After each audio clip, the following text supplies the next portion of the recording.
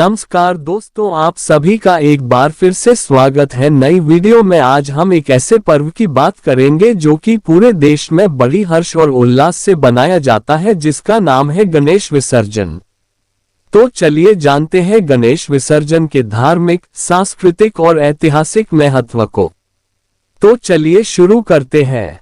जैसा कि आप सभी जानते हैं कि भारत विविधताओं का देश है और यहाँ का हर पर्व केवल मनोरंजन या उत्सव तक सीमित नहीं होता, बल्कि उसमें गहरा दार्शनिक, आध्यात्मिक और सांस्कृतिक संदेश छिपा होता है।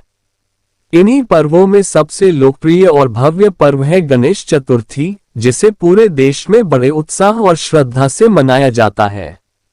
भाद्रपद मास की शुक्ल चतुर्थी को गणपति बप्पा का आगमन होता है और भक्त बड़ी श्रद्धा से उनकी प्रतिमा को अपने घरों और पंडालों में स्थापित करते हैं। 10 दिनों तक चलने वाले इस उत्सव का समापन होता है गणेश विसर्जन से, जिसे अनंत चतुर्दशी कहा जाता है। ये वह क्षण होता है जब भक्त नम आंखों से अपने प्रिय बप्पा को विदा करते हैं और उन्हें जल में विसर्जित कर अगले वर्ष पुनः आने का आमंत्रण देते हैं। गणेश विसर्जन की परंपरा के पीछे धार्मिक और ऐतिहासिक दोनों ही दृष्टियां जुड़ी हुई हैं। धार्मिक मान्यता के अनुसार गणेश जी हर वर्ष कैलाश पर्वत से धरती पर आते हैं। 10 दिनों तक वे अपने भक्तों के बीच रहकर उनकी मनोकामनाएं पूरी करते हैं, उनके जीवन से विघ्न दूर करते हैं और सुख समृद्धि का आशीर्वाद देकर पुनः अपनी माता पार्वती और पिता भगवान शिव के पास लौट जाते हैं। मूर्ति को जल में विसर्जित करना इस प्रक्रिया का प्रतीक है। ये हमें जीवन का गहरा सत्य सिखाता है कि जैसे मिट्टी से बनी प्रतिमा अंततः मिट्टी और जल में मिल जाती है, वैसे ही मनुष्य का शरीर भी नश्वर है और अंततः पंचतत्वों में विलीन हो जाता है। इस प्रकार गणेश विसर्जन केवल एक धार्मिक कर्मकांड नहीं, बल्कि जीवन दर्शन का बोध कराने वाला अनुष्ठान है। इतिहास की दृष्टि से देखें तो गणेशोत्सव पहले घरों तक सीमित था। लोग अपने घरों में गणेश प्रतिमा स्थापित करते और 10 दिनों तक पूजा करके विसर्जन कर देते थे। लेकिन 19वीं शताब्दी के अंत में लोकमान्य बाल गंगाधर तिलक ने इस पर्व को सार्वजनिक स्वरूप दिया। 1893 में उन्होंने पुणे से गणेशोत्सव को सामूहिक रूप से मनाना शुरू किया।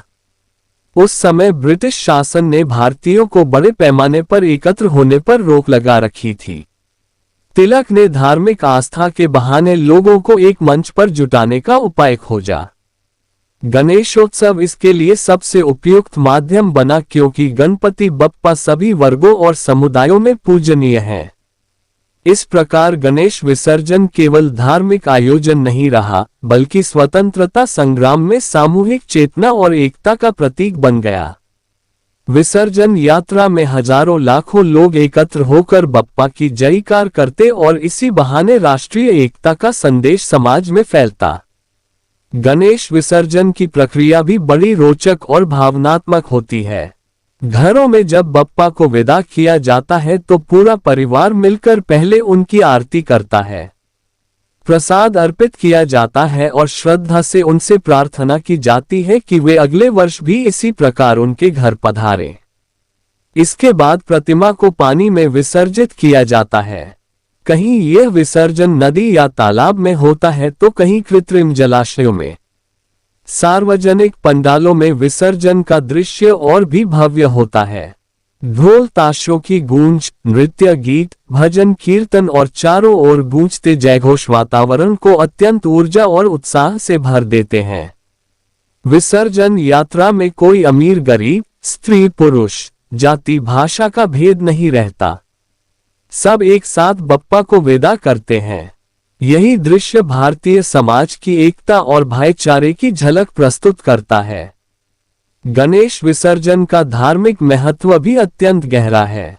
ये हमें सिखाता है कि भगवान केवल मूर्तियों में सीमित नहीं है। मूर्ति तो एक माध्यम है जिससे भक्त अपनी भक्ति को व्यक्त करते हैं।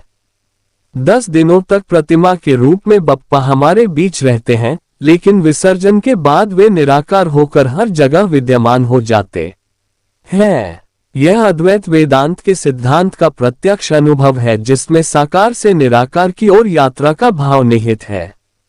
विसर्जन त्याग और वैराग्य का भी प्रतीक है। भक्त प्रतिमा से गहरा भावनात्मक जुड़ाव बना लेते हैं, लेकिन जब विदाई का समय आता है तो वे भारी मन से भी प्रतिमा को जल में विसर्जित कर देते हैं।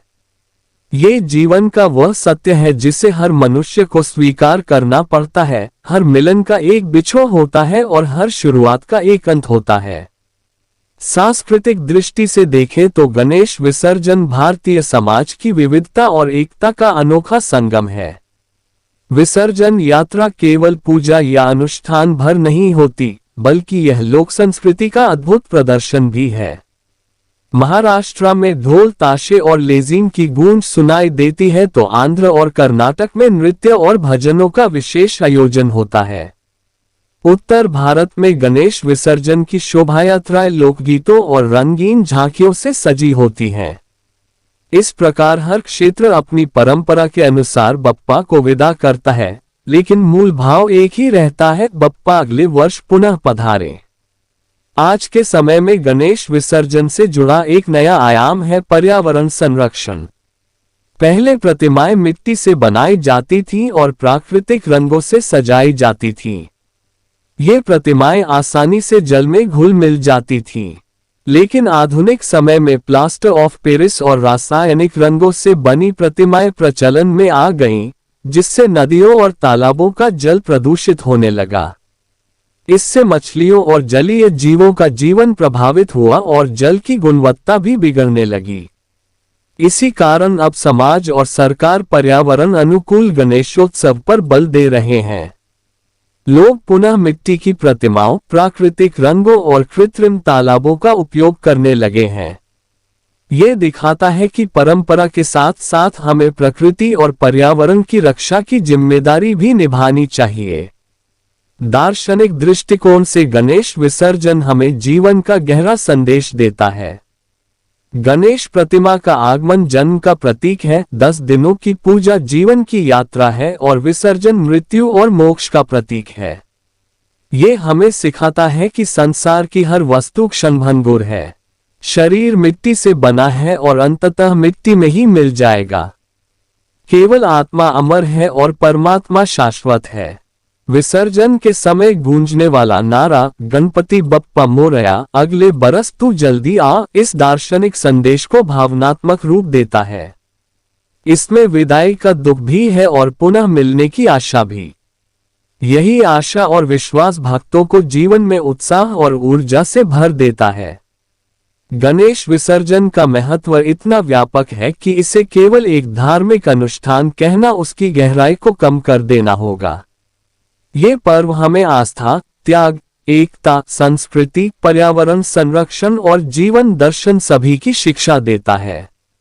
गणपति बप्पा का आगमन हमारे जीवन में उत्सव, उल्लास और समृद्धि लेकर आता है और उनका विसर्जन हमें ये याद दिलाता है कि सब कुछ नश्वर है, केवल परम सत्य शाश्वत है। यही गणेश विसर्जन का मूल संदेश है और यही कारण है कि यह परंपरा आज भी उतनी ही जीवंत और प्रासंगिक है जितनी सदियों पहले थी।